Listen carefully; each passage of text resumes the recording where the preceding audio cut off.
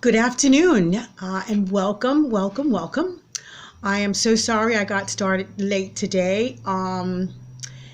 It was just one of those Tuesday mornings that I just kind of got caught up in a lot of things. But I wanted to be here to have my Tea Time Tuesday with you. I really totally enjoy this. Today I have it's not a new tea. Matter of fact, it's a very old tea. Um, I have some colonial tea that I've had many times before. And I also use these teas in some of my reenactment in the colonial era. When I put on, a little tea party for the loyalist ladies of the colony of America.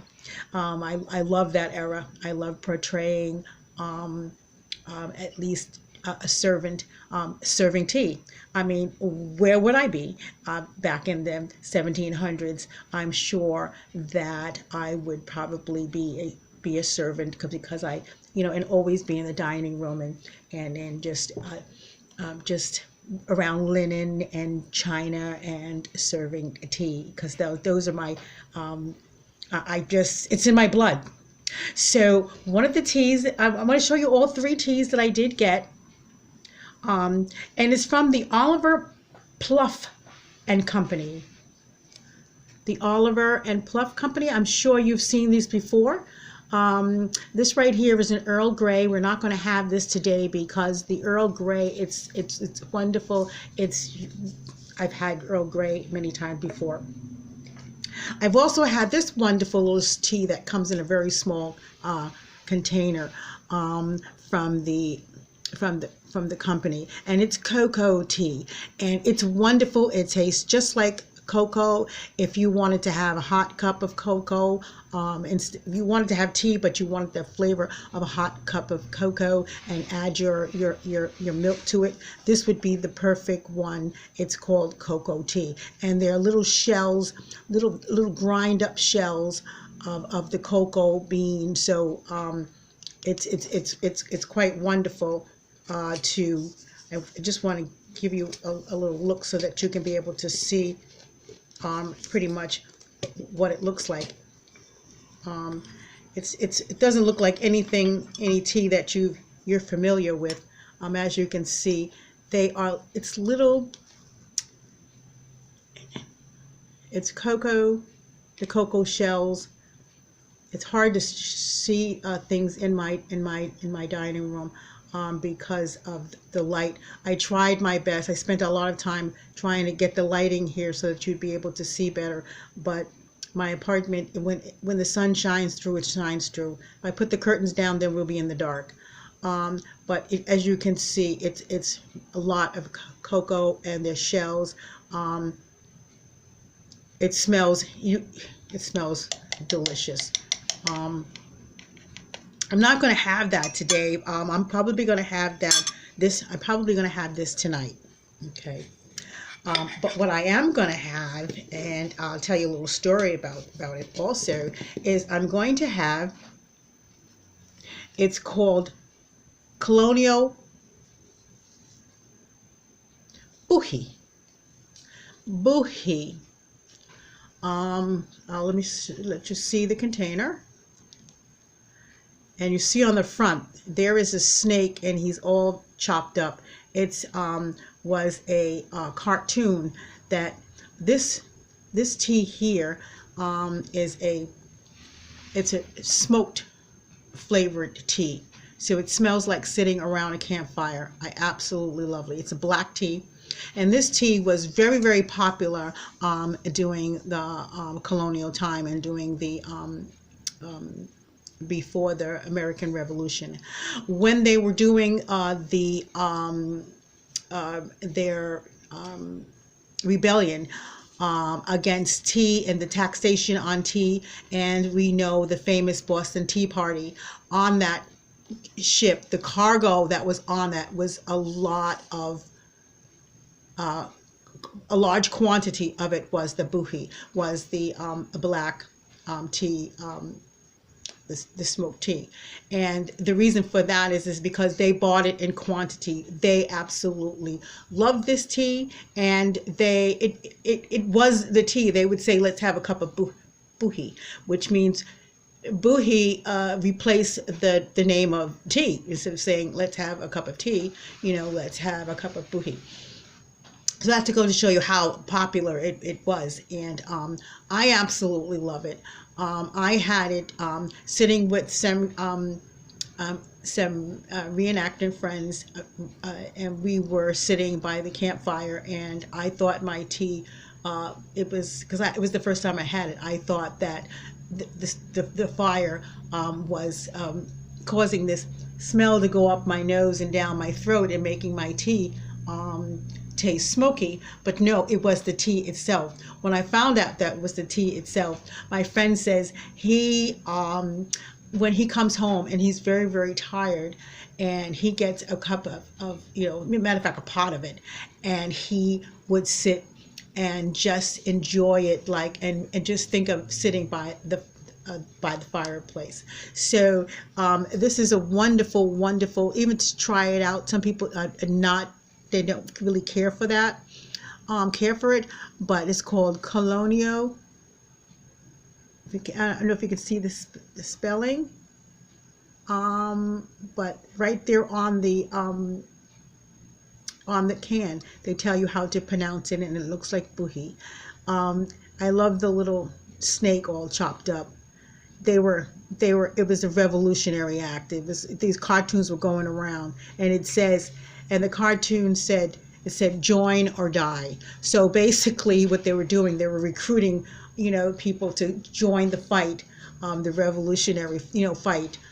This was before the Revolutionary War, but join in and, protest against the treatment of the colonists. So it has a history behind it.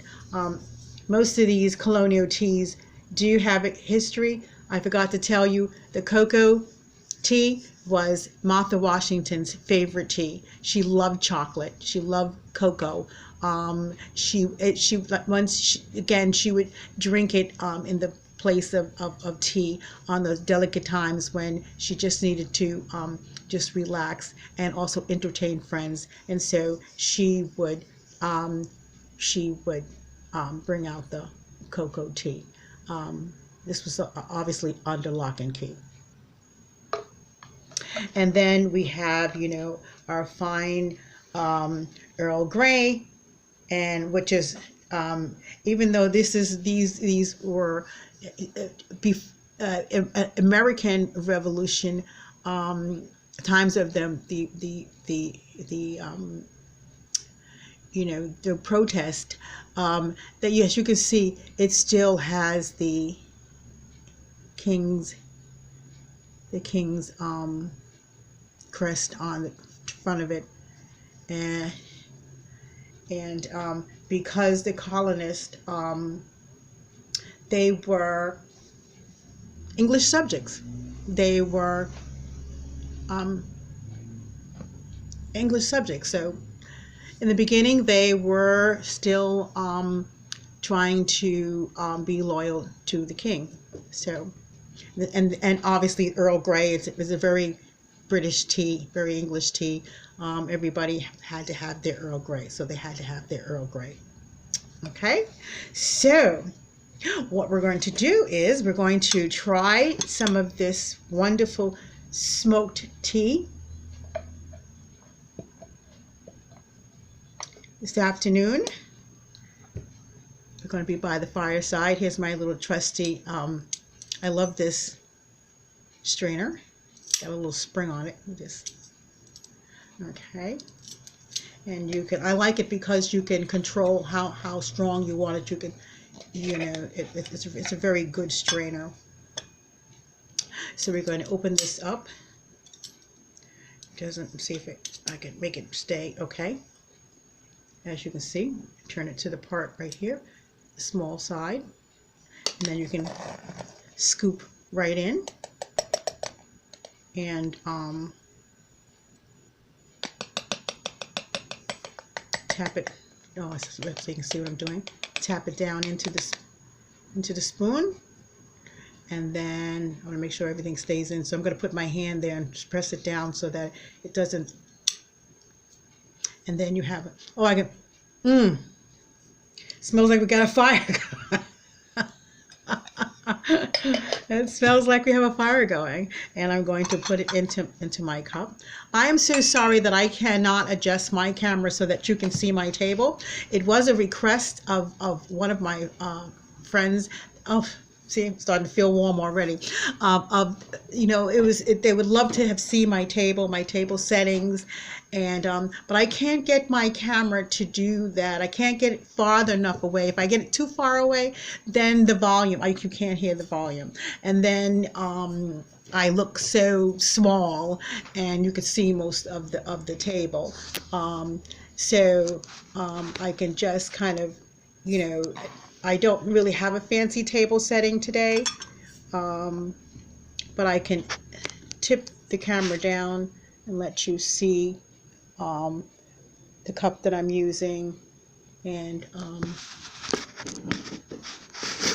so I'm going to pour my hot water into my cup. Maybe I'll put my cup up a little bit higher so that you can see. Maybe we'll try this.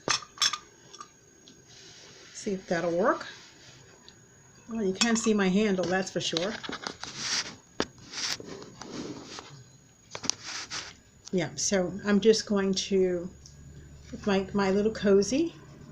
I love these little cozies. I have so many of them.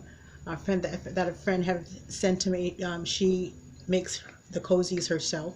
So, and she sells them. So I can put in the comment the link to where I get my cozies, and you can see her wonderful collection. You can go in and see that. I will also send you the link to where you can get a hold of these wonderful teas.